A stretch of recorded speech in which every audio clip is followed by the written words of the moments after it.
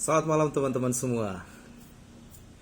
Nggak kerasa sebentar lagi gue mau tidur nih guys. Tapi sebelum tidur kita ngobrol-ngobrol sebentar ya. Walaupun mata gue udah 5 watt nih. Very tired ya. Kapan ya? Aduh itu meeting gue sampai jam 4 pagi ya. LR gue udah nyetir di tol udah sampai yang keliengan gitu ya. Nah, sudahlah lupakan itu ya. Kadang kalau masalah kerjaan emang gak ada habisnya guys. Kalau masalah kerjaan itu. Oh ya, gua itu sempet nonton videonya Kang Deddy Mulyadi. Teman-teman tahu nggak Kang Deddy Mulyadi? Jangan taunya Ariel Noah aja atau Bunga Citra Lestari atau siapa? Tahu nggak Kang Deddy Mulyadi? Aduh, itu salah satu apa ya? Pokoknya gua ngefans lah, cukup ngefans gua sama dia. Waduh, itu orang luar biasa itu ya. Itu orang sangat-sangat luar biasa banget. Gue masih ingat pada waktu itu dia membela ini kasus penebangan pohon bambu. Wah, itu juga keren banget. Dia bisa jelasin gitu loh guys. Dia bisa jelasin kenapa sih pohon bambu itu harus dijaga, apa-apa gitu. Bagaimana masyarakat harus sorry ya, gue sambil bikin ini ya, roti ya. Memberdayakan bambu untuk pertahanan lingkungan, pertahanan ekosistem. Wah, keren banget guys. Tapi yang lebih keren lagi guys, kemarin gua nonton video bagaimana Kang Deddy itu nemuin seorang anak muda yang gangguan jiwa. Dia gangguan jiwa guys. Jadi ini anak muda ini kalau lagi kumat sampai itu ditunjukin dia itu rumah itu dirusak semua sama dia guys. Aduh, itu anak muda itu ya. Anak muda itu jadi dia merusak rumahnya gitu kan, rumahnya dirusak gitu loh.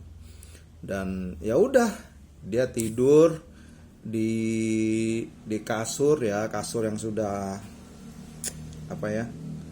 Ya pokoknya sebenarnya sih nggak layak lah ya, dan rumahnya juga pokoknya udah acak-acakan lah, awut-awutan gitu loh. Nah, disamperin lah sama Kang Deddy Mulyadi gitu kan, terus disamperin sama Kang Deddy Mulyadi, diajak ngomong guys, gitu loh, nyambung aja, dibeliin rokok, dibeliin Indomie, tahu aja ya. Ya, sestres-stresnya orang, tapi kalau namanya rokok, makanan masih bisa gitu loh ya. Gitu loh. Sama kayak gue kalau lagi stres bawaannya makan mulu. Nah ini nih, bikin roti. Padahal harusnya udah nggak boleh, mau tidur. Nah, tapi gimana lagi? Akhirnya itu anak muda dibawa Kang Deddy ke sebuah pesantren dan dipondokkan ke sana untuk diobati ya. Ini kan masalahnya kan mentalnya gitu loh kan, mentalnya. Nah, cuman waktu kemarin kan ditanya sama Kang Deddy, tinggalnya di mana? Di apartemen, jawabnya. Terus ngomongnya motor ninja gitu loh. Jadi setelah si anak ini dibawa ke pesantren, akhirnya Kang Deddy berhasil lah menelpon bapaknya si anak muda ini. Ternyata bapaknya si anak muda ini tukang sapu guys. Ya kayak office boy gitu loh ya. Kayak office boy gitu, Ya. Di sebuah ya PT lah. Sebuah PT. Nah, ditanya-tanya sebab musabab kenapa anaknya sampai seperti ini, akhirnya ketahuan. Karena ini anak ini kecewa, guys. Kecewa kenapa? Karena anak ini kecewa dijanjiin mau dibeliin motor ninja. Jadi ini anak, ya gue nggak tahu lah ya, apakah karena pergaulan, karena ngeliat temennya, akhirnya dia minta motor ninja sama orang tuanya, ya kan. Oh ya, si ibunya si anak muda ini dia jadi TKW di luar negeri. Terus akhirnya dibilang, ya udah lu jangan kelayapan aja, pokoknya kalau lu mau di rumah aja gue beliin deh motor ninja. Berarti bahasa kasarnya guys ya. Nanti teman-teman bisa nonton lah di channelnya Kang Deddy Mulyadi.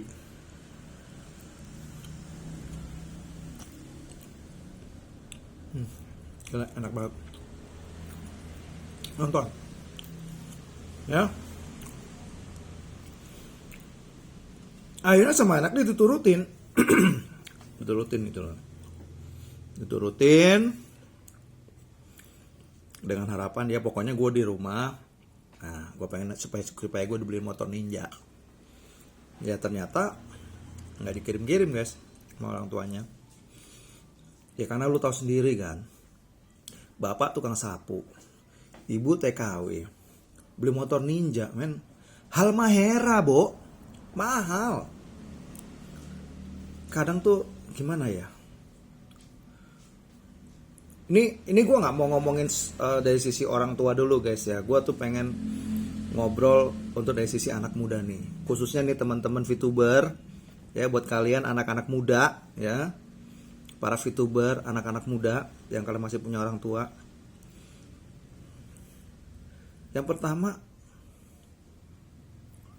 perhatikan pergaulan kalian guys.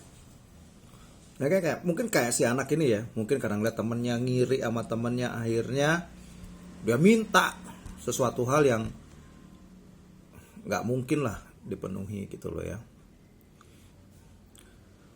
Sampai akhirnya dia stres sendiri kan, gitu loh. Gue jadi inget waktu itu gue masih kecil ya. Gue nangis sama bapak gue, minta dibeliin gambar. Tahu nggak teman-teman yang, aduh, masih main nggak sih anak-anak sekarang? Dulu itu kan kita suka beli gambar tuh, gambar kotak kan, terus kita potong-potong, terus kita main keprok gambar gitu kan, tok gitu loh. Yang kebuka menang, yang ketutup kalah gitu loh. Dapetnya. Nah, gue pengen tuh beliin gambar tuh. Terus bokap gue nggak punya duit guys untuk beliin gambar itu guys, nggak punya duit. Terus dia bilang gini, ya udah deh, nanti bapak beliin gambar, tapi temenin bapak jualan ya. Ya udah dong. Wah, waktu itu kan bapak gua jualan ketoprak guys. Bapak gua jualan ketoprak. Gua masih ingat banget tuh. Ya gua biasalah, ya kan? Ya gua jalan di samping bapak gua gitu loh. Terus kalau gua capek, gua masuk tuh di dalam, kalau namanya gerobak tuh kan ada kolongnya gitu ya, gua masuk situ tidur gitu loh kan. Nah, tapi pas waktu gue nemenin bapak gue jualan, lo tau gak? Gue udah gak kepengenan lagi loh beli gambar. Gue ngelihat gimana bapak gue tuh nyari duit sampai segitunya gitu loh. Terus gue dengan entengnya ngomong, ya minta. Terus kalau gak dikasih ngamuk, marah, ya, bete. Apa yang gue minta orang tua gue nggak bisa penuhi. Akhirnya apa? Pas waktu gue nemenin bapak gue jualan, gue ngelihat bapak gue bagaimana dia jalan mendorong gerobaknya dia, ya. Dan pembeli itu juga nggak terlalu rame. Gue langsung, pada gue waktu itu masih ya mungkin kelas berapa ya, kelas 1 atau kelas 2 SD gitu loh ya. Gue udah gak pengen lagi beli gambar. Dan peristiwa itu membuat gue berubah guys. Jadi kalau gue pengen apa-apa, akhirnya gue terbiasa. Dulu kalau di Trogong nih, kalau gue misalnya pengen beli gambar, ya gue markir tuh di Hero Trogong. Di Hero Trogong tuh gue inget banget tuh, markir gitu kan. Terus kalau gue pengen roti tuh, dulu kan zaman dulu itu kalau namanya Hero, ini aduh gila men ini ya. Itu kan ada barang-barang yang sisaan-sisaan gitu loh guys. Barang-barang sisaan, buah-buahan yang mungkin ya udah layak makan tapi ya udah nggak layak untuk jual gitu loh guys. Wah, jadi kita bantuin nutupin gitu kan, nutupin rolling door, kita tutupin. Akhirnya kita dikasih tuh buah lah, roti kering lah atau apa. Wah, bawa pulang seneng gitu loh. Gue udah mulai terbiasa untuk kalau pengen sesuatu gue harus usaha sendiri. Gue harus usaha sendiri. Gue nggak mau ngeribetin orang tua gue. Bahkan waktu gue sekolah nih guys, tawuran gue nggak ikutan. Terus ya pokoknya gue jaga banget lah, gue nggak mau ikut. Narkoba gue nggak mau. Tadinya kan gue ngerokok, akhirnya gue berhenti ngerokok. Gue nggak mau karena apa? Gue inget bapak gue nyari duit setengah mati, ya duit gue bakar hanya untuk rokok gitu kan. Terus tawuran gue nggak mau. Pokoknya gue pulang aja gitu loh. Anak-anak ngatain banci lo, gini lo, nggak mau tawuran gitu kan. Pikiran gue simple guys. Mikir gue cuma satu. Lo tau nggak mikir gue gimana? Gue ini anak orang susah. Kalau gue sampai ikut tawuran, ya, atau gue terkena narkoba, kasihan orang tua gue. Gue ikut tawuran, kelihatannya jagoan, gagah gitu. Gue masuk rumah sakit. Mau pakai biaya siapa yang biayain gue? Pergaulan yang nggak bener, sampai narkoba, ditangkap polisi. Kasihan. Itu doang pikiran gue. Pikiran gue apa? Udah cukup. Orang tua gue udah cukup berat membiayai hidup gue, membiayai adik-adik gue, dan gue nggak mau menambah beban lagi buat orang tua gue. Itu doang. Sesimpel itu pemikiran gue. Gue nggak ada tuh takut gini loh. Oh, gue nanti takut kalau mati masuk neraka gitu loh. Enggak, gue nggak ada kepikiran ke situ. Gue cuma mikirnya cuma satu. Gue nggak pengen nyusahin orang tua gue. Bahkan kalau misalnya minta sesuatu pun, kalau misalnya orang tua gue bilangnya, misalnya dijanjiin gitu ya, iya nanti bapak tanggal segini akan beliin ya. Terus pas tanggal yang dijanjiin gak ada, itu ya sebagai anak pasti sedih gitu loh ya, sedih ya. Tapi itu nggak membuat gue marah sama orang tua gue. Karena gue tahu nyari duit itu susah, nyari duit itu nggak gampang. Gitu loh. Dan itulah makanya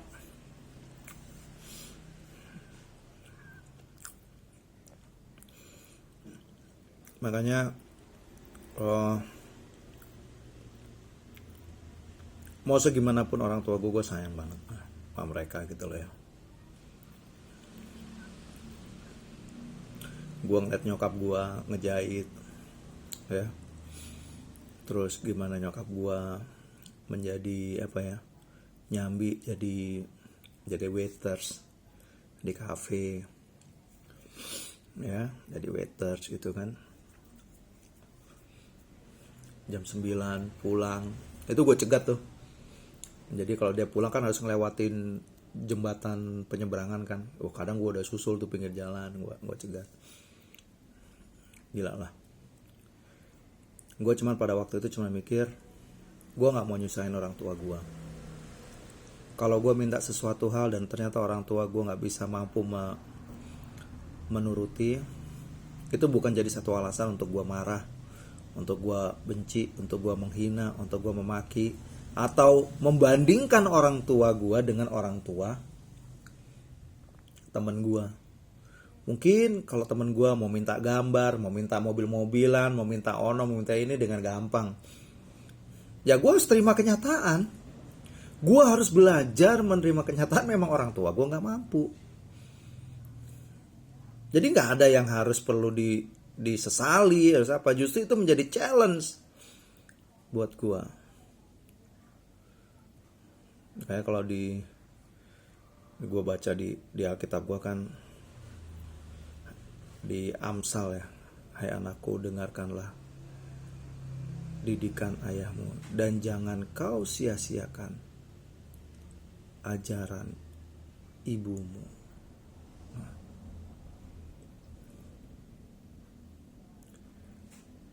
Satu hal yang membuat gue belajar adalah yang pertama ya gue mengucap syukur. Gue nggak mau, dulu gue ngimpi ya, kenapa sih gue kok gak dilahirin di keluarganya Pak Harto? Kenapa sih gue kok gak dilahirin di keluarganya Lim Siu Liang? Tetapi ketika gue coba belajar ya melihat kondisi orang tua gue, akhirnya gue cuma bisa bilang, terima kasih Tuhan. Tuhan izinkan gue lahir di dalam keluarga yang tidak mampu. Itu artinya gua diutus, dikirim sama Tuhan ke keluarga ini untuk apa? Untuk membawa kesejahteraan bagi keluarga gua. Jadi konsepnya bukan gini loh. Ini enggak. Orang tua gua guys nggak bisa nguliahin gua. Ya, gua menyelesaikan S1 gua itu ya di tahun ini nih, di tengah Covid gini. Ya kan, 2021 pas Februari kemarin. 13 Februari 2001. Pas banget. Gua ulang tahun 13 Februari dan gua menyelesaikan S1 gua. Bayangin guys, di usia gua berapa? 42 tahun. Orang semua bilang, gak mungkin lah masa sih anak satpam, anak penjahit bisa kuliah. Dulu tuh gue kata-kata itu yang sering gue dengar. Makanya pas waktu gue lulus, ya gue pakai apa? Ya pakai toga, gue temuin nyak gue, mama gue kan. Bokap gue kan udah nggak ada ya. Gue temuin, ya gue bersyukur lah. Kenapa? Dulu dia berjuang untuk adiknya atau om gue ya, supaya bisa lulus S1. Tapi dia sedih anaknya nggak bisa kuliah. Dan kemarin ya dia bangga lah bisa ngelihat gue menyelesaikan S1 gue kan. Ya gue pikir juga S1 juga mau apa, mau kerja apa. Tapi setidaknya ya itu bisa membuat bangga lah orang tua gue, ya kan. Orang tua gue, dia ngeliat, gue akhirnya bisa sarjana juga guys. Gitu loh. Ya semua perjuangan lah. Jadi untuk teman-teman ya VTuber muda, ini dia guys. Ya gue tuh apa ya, gue mohon sama kalian itu untuk lebih dewasa lagi, lebih wise lagi. Jangan menilai, mengukur diri kalian dengan ukuran orang lain. Kalau enggak lu bisa stres, bisa gila guys. Seperti seorang anak muda yang ditemui oleh Kang Deddy Mulyadi itu. Stres. Gara-gara kepengenannya dia, pengen punya motor ninja, gak terpenuhi. Akhirnya stres. Jadi kalau saat ini teman-teman dilahirkan di keluarga yang miskin, keluarga yang tidak mampu, justru kalian bersyukur. Kalian bersyukur. Artinya apa? Kalian itu ya mempunyai misi, mengemban sebuah misi untuk membawa kesejahteraan di mana kalian itu ditempatkan, dilahirkan. Jadi nggak usah meratapi nasib kayak gua dulu. Kenapa gua nggak dilahirin di keluarga Harto? Kenapa gua nggak dilahirin keluarga Lim Swee Lyong? Kenapa? Why? Jangan. Justru lu ngomong saat ini, ya Allah, ya Tuhan, terima kasih Tuhan, gue dilahirkan, ditempatkan di keluarga yang tidak mampu. Itu artinya dengan tangan gue, dengan pemikiran gue harus membangun keluarga ini, membangun keluarga di mana gue ada untuk jauh lebih baik lagi. Ya. Dulu pas ada nyokap, waktu ada bokap gue, kita tinggal di Jakarta itu ngontraknya 75.000 3 bulan guys. Lu tahu dong kayak gimana itu rumah. Ya tapi puji Tuhan,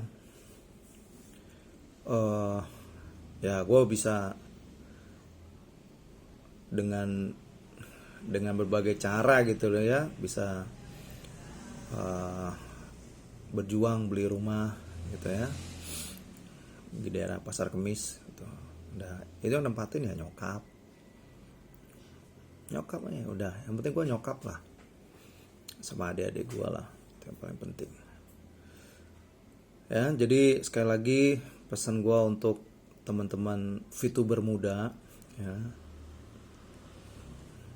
yuk hormati, hargai, sayangi orang tua lo. Jangan lu merasa sedih kalau lu dilahirkan di keluarga yang tidak mampu. Justru berbanggalah.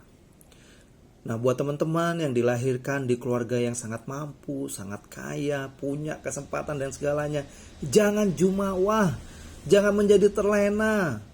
Ya. Manfaatkan kekayaan orang tuamu. Untuk apa? Untuk kamu sekolah yang setinggi-tingginya. Belajar, buka usaha, minta duit buat jadi modal usaha, bukan buat nongkrong-nongkrong, buat trek-trekan, buat balap-balapan, bukan. Minta duit sama mama, sama bapak, Pak, aku mau belajar bisnis nih, aku mau buat ini nih, aku mau buat ini, Pak, tolong ajarin gua, Pak.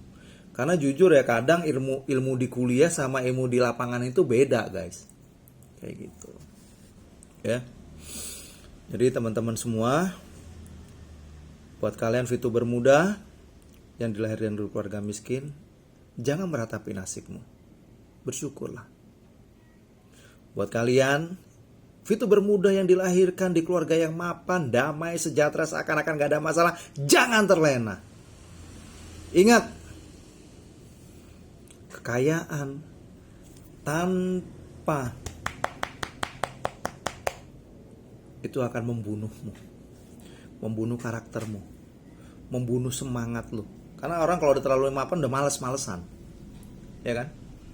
Ingat, orang tua lu nggak ada, lu bingung nanti. Ya, mumpung masih ada orang tua sehat, wah, belajar bisnisnya, ikuti jejaknya. Yang baik lu ambil, yang nggak baik ya nggak usah diikutin lah. Ya, oke guys. Ini aja obrolan kita sebelum tidur. Ya pokoknya sehat selalu buat kalian ya. Sukses. Hargai dan hormati orang tuamu. Bye bye. Assalamualaikum.